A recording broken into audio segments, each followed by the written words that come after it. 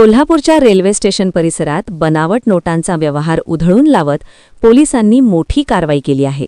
या कारवाईत 500 रुपयांच्या 262 बनावट नोटांसह 2 जणांना अटक करण्यात आली असून एकूण 1,31,000 रुपयांचा मुद्देमाल जप्त करण्यात आला आहे.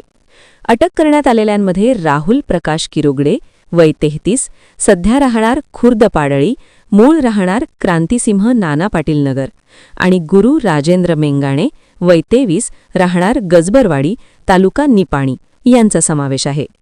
पोलीस निरीक्षक संतोष डोके यांना मिळालेल्या गुप्त माहितीनुसार एक तरुण रेल्वे स्टेशन परिसरात बनावट नोटांची विक्री करण्यासाठी येणार असल्याचे समजले होते.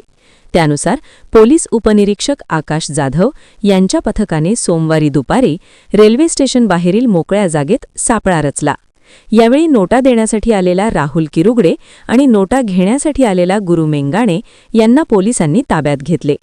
अंगजडतीदरम्यान किरुगडे याच्याकडून 500 रुपयांच्या 262 बनावट नोटा पोलिसांनी जप्त केल्या.